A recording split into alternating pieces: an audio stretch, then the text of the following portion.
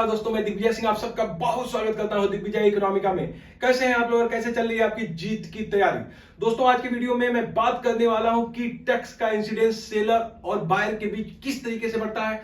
हर competitive exam में इससे सवाल आते ही आते हैं, हर साल 100% इसके ऊपर सवाल पूछे जाते हैं। सिर्फ 10 मिनट दीजिए, 10 मिनट में एकदम ये कॉन्सेप्ट आपका क्लियर हो जाएगा। तो आइए बिना समय जाया करते हुए शुरू करते हैं आज का video. Tax incidence and tax shifting के ऊपर बात करेंगे, कराबात और कर विवर्तन की बात करेंगे। जब हम टैक्स की मनी बर्डन की बात करते हैं तो दो तरह के कॉन्सेप्ट आते हैं। फर्स्ट इज टैक्स का इंपैक्ट और दूसरा इंसिडेंस। हिंदी में इंपैक्ट को कराघात और इंसिडेंस को करापात कहते हैं। जो इंपैक्ट है वो होता है इनिशियल या first money burden of tax. अगर गवर्नमेंट अथॉरिटी अगर टैक्स लगा रही है तो सबसे पहले टैक्स पे करने का ऊपर जो टैक्स का सबसे पहला बर्डन पड़ा, दैट इज इंपैक्ट, उसी को हम कहते हैं इंपैक्ट। और प्रश्न ये है कि पड़ा तो किसी के ऊपर, बट अंततः उस टैक्स को बियर किसने किया, किसने अंततः पे किया, इसको हम कहते हैं लास्ट या final money burden of tax, that is incidence. मतलब जो करापात होता है, इंपैक्ट होता है, वो टैक्स का फर्स्ट मनी बर्डन होता है जिसके ऊपर सरकार टैक्स लगाती है। लेकिन कोई जरूरी नहीं है जिसके ऊपर टैक्स लगाया जाए वही टैक्स को बियर करे, हो सके वो टैक्स को दूसरे के ऊपर टाल दे। इसी प्रक्रिया को हम कहते हैं टैक्स शिफ्टिंग। इंसिडेंस वो है जो यहां पे लास्टली जो टैक्स का मनी बर्डन है पड़ता है, वो किसी आगे उसको शिफ्ट नहीं कर सकता है। तो जो टैक्स इंसिडेंस होता है, जो इंसिडेंस होता है, वो लास्ट मनी बर्डन होता है। इसीलिए हम कहते हैं कि डायरेक्ट टैक्स में जब हम बात करेंगे प्रत्यक्ष करों की, तो डायरेक्ट टैक्स में जो टैक्स का इंपैक्ट और इंसिडेंस होता है वो सेम पर्सन के ऊपर होता है, ये बदल नहीं सकता है। क्योंकि डायरेक्ट टैक्स में मेरे ऊपर टैक्स लगा, इनकम टैक्स, तो मैं ही पे करूंगा, कोई दूसरा पे नहीं करेगा। इसलिए डायरेक्ट टैक्स में, कॉर्पोरेट टैक्स में जिसके ऊपर टैक्स लगता है वही टैक्स पे करता है, वो दूसरे के ऊपर शिफ्ट नहीं कर पाता।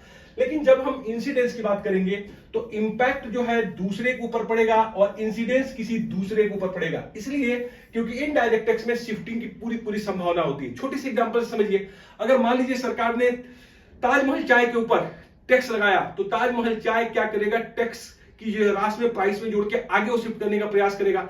अब इसके ऊपर डिपेंड करेगा कि वो कितनी राशि को दूसरे के ऊपर शिफ्ट कर पा रहा है, कि उस प्रोडक्ट की डिमांड क्या है, डिमांड की इलास्टिसिटी क्या है, सप्लाई की इलास्टिसिटी क्या है। तो सिर्फ इसी वीडियो में अगर आप डिमांड और सप्लाई इलास्टिसिटी आप समझ जाओगे तो बहुत आसानी से उस सारे क्वेश्चन को सॉल्व कर पाओगे जो अब तक हर कॉम्पिटिटिव एग्जाम में पूछे गए, बेसिकली नेट के एग्जाम में पूछा गया है।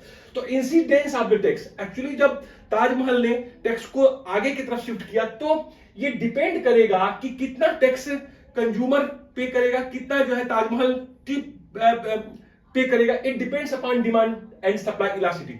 जो चाय की पत्ती की जो सप्लाई कर रहा है उसकी इलास्टिसिटी कितनी है और जो डिमांड है ताजमहल चाय की वो कितनी है मार्केट में, इसके ऊपर डिपेंड करेगा। इसका फार्मूला क्या होता है, इलास्टिसिटी ऑफ सप्लाई बटा elasticity of demand equal to incidence of buyer incidence of seller. मतलब जो इलास्टिसिटी ऑफ सप्लाई और इलास्टिसिटी ऑफ डिमांड का जो रेशियो है वो incidence of buyer and seller के ऊपर होगा। तो देखो यहां पे इलास्टिसिटी ऑफ सप्लाई है तो इंसिडेंस ऑफ सेलर नीचे है, इलास्टिसिटी ऑफ डिमांड यहां है तो उल्टा है। अब देखिए सप्लाई यहां पे है तो सेलर नीचे आ रहा है। इलास्टिसिटी ऑफ सप्लाई का मतलब किससे संबंधित है, ये उत्पादक से संबंधित है, और इलास्टिसिटी ऑफ डिमांड कंज्यूमर से संबंधित है। एक्चुअली थोड़ा सा ध्यान दीजिए, कभी ये क्वेश्चन आपका गलत होगा ही नहीं। अगर मैं कहता हूं कि इफ डिमांड इलास्टिसिटी हाई, अगर मेरी मांग की लोच हाई है, अगर मैं जो ताजमहल ने चाय की पत्ती की रेट बढ़ाई है, अगर मेरी इलास्टिसिटी हाई है, मतलब थोड़ा सा भी वो प्राइस बढ़ाएगा तो मैं दूसरे पे शिफ्ट कर जाऊंगा। ये तो इलास्टिसिटी होता है कि अगर प्राइस थोड़ा भी बढ़ाओगे तो मैं नहीं खरीदूंगा। तो इसका मतलब मोर टैक्स ऑन सेलर, तो ताजमहल जो का प्रोड्यूसर है उसी को ज्यादा टैक्स देना पड़ेगा। लेकिन अगर मेरी इलास्टिसिटी ऑफ डिमांड बहुत कम है, इसका मतलब मेरे पास विकल्प नहीं है तो मैं ही पे करूंगा। दूसरा समझिए, इफ सप्लाई इलास्टिसिटी हाई, अगर पूर्ति की लोच उसकी जो है बहुत लोचदार है तो वो जो है मोर टैक्स ऑन बायर, तो बायर के ऊपर पड़ेगा। तो सिंपली आप समझिए जो इंसिडेंस सेलर और कंज्यूमर किसके ऊपर पड़ता है, it depends upon bargaining power, किसकी बार्गेनिंग पावर कितनी ज्यादा। और बार्गेनिंग डिफाइन होती है elasticity of demand and supply से। अगर किसी प्रोडक्ट की डिमांड मेरे लिए परफेक्टली इनइलास्टिक है, मतलब मेरे पास कोई विकल्प ही नहीं है, सिर्फ ताजमहल चाय है उसी को मैं पीऊंगा, तो सारा टैक्स वो मेरे ऊपर डालेगा। इसका मतलब अगर मेरी डिमांड परफेक्टली इलास्टिक हो गई, इनइलास्टिक, बेरोजगार है, तो पूरा का पूरा मैं ही जो सरकार जो टैक्स ली है ताजमहल से मैं ही पे करूंगा। ताजमहल सिर्फ इंपैक्ट डालेगा, इंसिडेंस मेरे ऊपर होगा। लेकिन अगर ताजमहल चाय की डिमांड मेरे लिए परफेक्टली इलास्टिक है तो मैं ब्रुक बॉन्ड पे चला जाऊंगा, मैं लिप्टन पे चला जाऊंगा, तो वो थोड़ा भी मेरे ऊपर नहीं डाल पाएगा। तो सिंपली आप देखो कोई कितना पावरफुल है बार्गेनिंग। तो अगर इलास्टिसिटी सप्लाई, अगर सप्लाई इलास्टिसिटी एकदम से परफेक्टली इन इलास्टिक हो गई तो उसी के ऊपर, सप्लाई के ऊपर ही पड़ जाएगा, और परफेक्टली इलास्टिक हो गई तो आपके ऊपर डाल देगा। थोड़ा सा इसको देखोगे एकदम से क्लियर हो जाएगा। ये देखिए कंडीशंस है, आउटकम है, यही सवाल बार बार पूछे जाते हैं। If elasticity of demand elasticity of supply बराबर है, जितनी इलास्टिसिटी डिमांड है उतनी इलास्टिसिटी ऑफ सप्लाई है, तो जो टैक्स का बर्डन है वो बायर और सेलर के ऊपर, मतलब जो ताजमहल के ऊपर और कंज्यूमर के ऊपर, कंज्यूमर और सेलर के ऊपर बराबर बराबर 50-50% बढ़ जाएगा। अगर elasticity of demand elasticity of supply से सप्लाई दोनों बराबर है तो इक्वली डिवाइड हो जाएगा। बट अगर elasticity of demand greater than elasticity of supply, अब देखो इसका मतलब इलास्टिसिटी ऑफ डिमांड ज्यादा है इलास्टिसिटी ऑफ सप्लाई से, तो जो क्रेता है, जो कंज्यूमर है, उसकी बार्गेनिंग पावर ज्यादा है, क्योंकि इसकी इलास्टिसिटी ज्यादा जो है क्या है, लोचदार है, इसका मतलब शिफ्ट कर देगा। तो टैक्स बर्डन किसके ऊपर जाएगा, सेलर के ऊपर, क्योंकि इसकी इलास्टिसिटी ऑफ डिमांड ज्यादा है, ये शिफ्ट कर जाएगा, ये लिप्टन पी लेगा। अगर elasticity of supply greater than elasticity of demand है तो बार्गेनिंग पावर, देखो जिसकी इलास्टिसिटी ज्यादा होगी वो बार्गेनिंग पावर ज्यादा रखेगा। इसका मतलब यहां पे जो सेलर है, जो विक्रेता है, उसकी बार्गेनिंग पावर ज्यादा है और वो टैक्स बर्डन को शिफ्ट कर देगा बायर के ऊपर या कंज्यूमर के ऊपर। तो जब भी कहा जाए कि जो डिमांड जो है हाईली इलास्टिक है, तो आप सोचो कि वो ज्यादा से ज्यादा पे करेगा सेलर। अगर कहा जाए कि सेलर की सप्लाई हाईली इलास्टिक है, मोर इलास्टिक है, तो बायर के ऊपर डालेगा।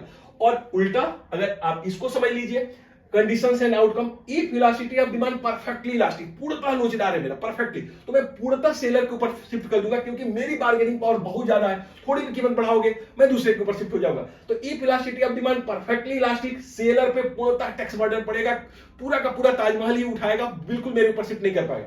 बट इफ इलास्टिसिटी आप सप्लाई परफेक्टली इलास्टिक, अगर उसकी पूर्णतः लोचदार है तो उसकी बार्गेनिंग पावर बहुत ज्यादा है ताजमहल की, सेलर की, तो पूर्णतः कंज्यूमर या बायर के ऊपर वो टैक्स बर्डन को शिफ्ट कर पाएगा। पूरा इंसिडेंट जो है किसके ऊपर पड़ेगा, टैक्स बर्डन पड़ेगा कंज्यूमर के ऊपर। इसी तरह देखो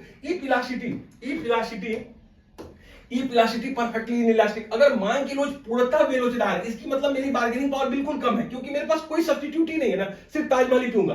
तो elasticity of demand perfectly inelastic, पूर्णतः बेलोच है, बेलोच, तो इसका मतलब कंज्यूमर या बायर के ऊपर पूर्णतः जो है कंज्यूमर या बायर के ऊपर, मेरे ऊपर ही टैक्स इंसिडेंस पड़ेगा। मैं किसी को इसको शिफ्ट नहीं कर पाऊंगा, क्योंकि मैं बिल्कुल कमजोर हो गया हूं। इलास्टिसिटी परफेक्टली इनइलास्टिक है डिमांड की, मेरे पास सिर्फ जो है ताजमहल चाय है और कोई मेरे पास विकल्प नहीं है। फिर देखो if elasticity of supply perfectly inelastic, अगर पूर्ति की लोच पूर्णतः बेलोच है, इसका मतलब अब सेलर बिल्कुल कमजोर है, उसकी कोई बार्गेनिंग पावर नहीं है, सप्लाई उसकी बिल्कुल इलास्टिक है, वो बढ़ा ही नहीं सकता है, तो सेलर पर ही पूर्णतः टैक्स बर्डन गिरेगा।